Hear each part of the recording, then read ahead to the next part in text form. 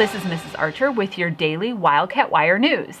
Today is Friday, February 12th, 2020. On this Valentine's Day weekend, I'm wearing my special L'amour shirt, which in French means love. Please join me in saying the Pledge of Allegiance. I pledge allegiance to the flag of the United States of America and to the republic for which it stands, one nation, under God, indivisible, with liberty and justice for all.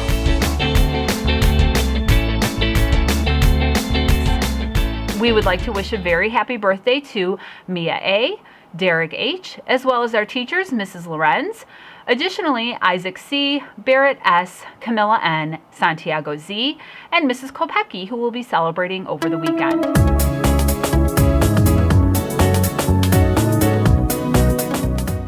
Today the weather is 12 degrees, that's an age, not a temperature, cloudy, and there is likely to be flurries tonight. Shocker.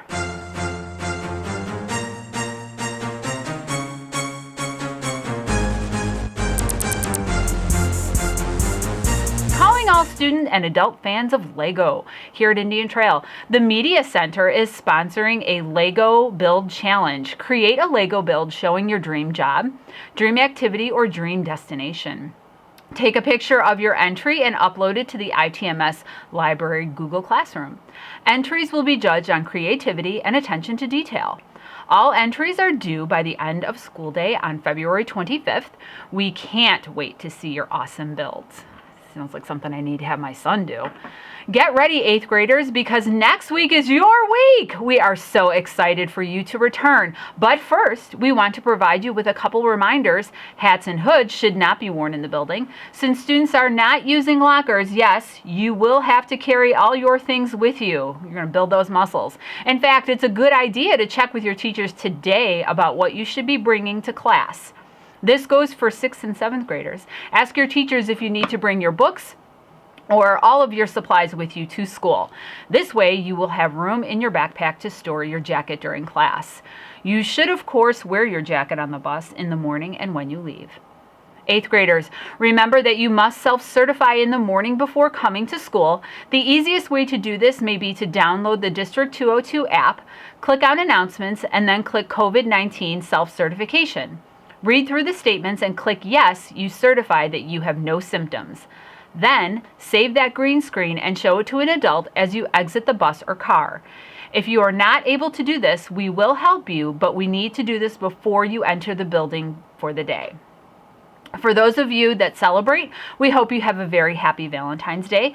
Get excited for our random acts of kindness next week to spread positivity around IT. And remember that we do not have school on Monday to observe the national holiday of President's Day.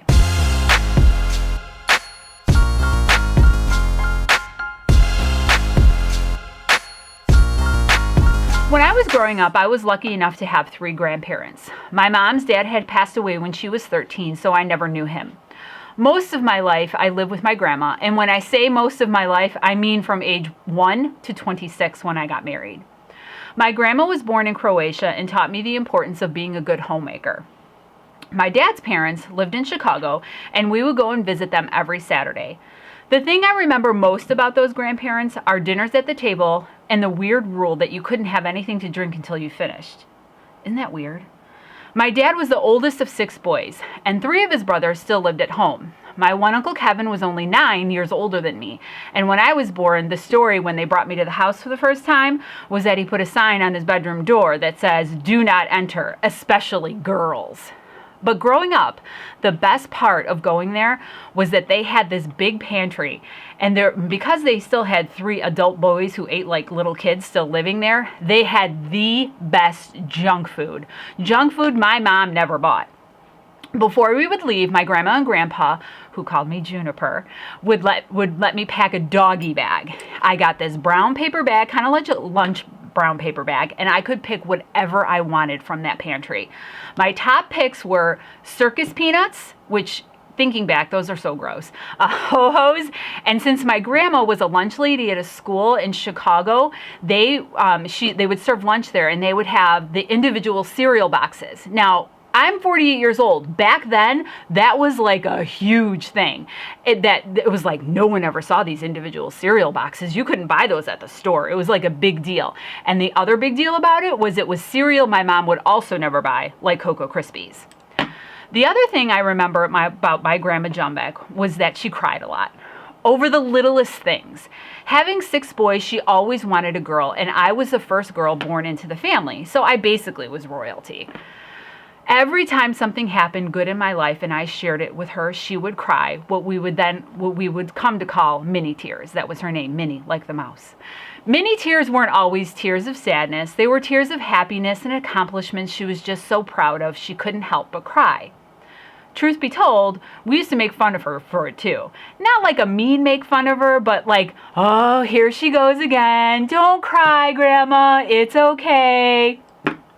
Years from now, when you become an adult, you will have moments when you look back on your childhood and you'll say, oh my gosh, I am just like my mom, or just like my dad, or maybe an aunt or an uncle, or some family member, and it'll click and you'll get it. I mention this because I've had a lot of mini tears recently. When the first bus pulled up, I started to well up a little bit. When my niece turned 7 in November and we did a birthday parade and honking and waving like a fool as I passed by her and I saw her sweet little face with this mask on, and she was just so happy that people came, I started to tear up. On Tuesday, when my 15-year-old took the court for the first time in 11 months to play the sport he loves with his high school team, the mini tears came. Last night, when I crushed a ride and saw what I had accomplished, there was a hot second when those tears came. This is because I say this to all of you because memories are so important. We need to hold on to those, to family members who fill those memories and bring us closer to them when they're gone.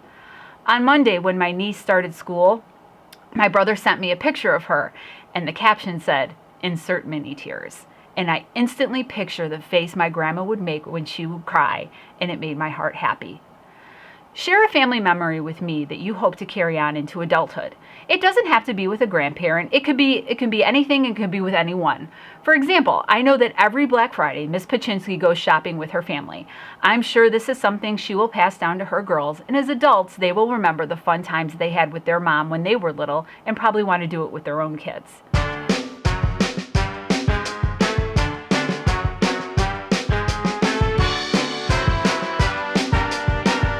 All right, so last week we had 2 questions from Thoughts on the Bike. The first was a musical memory. So I have my musical memories here from 6th grade, Jacob J.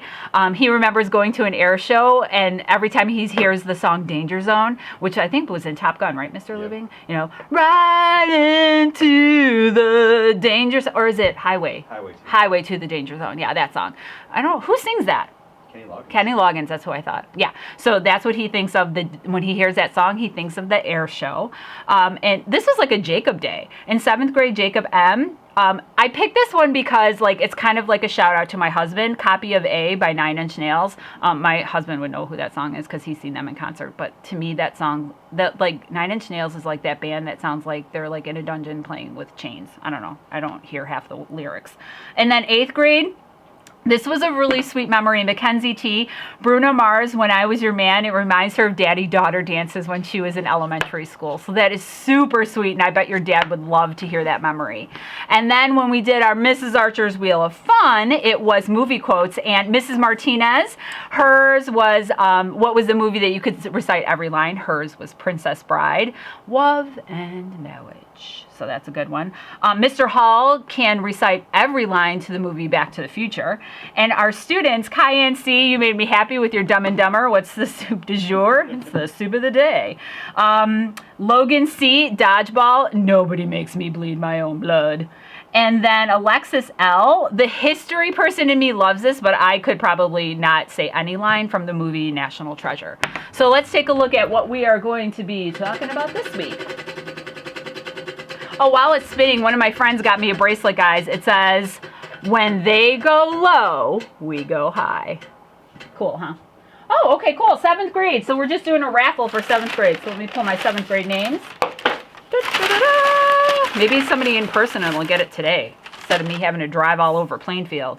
Max S, congratulations. I don't know if you're remote or in person, but either way, you're going to get a prize.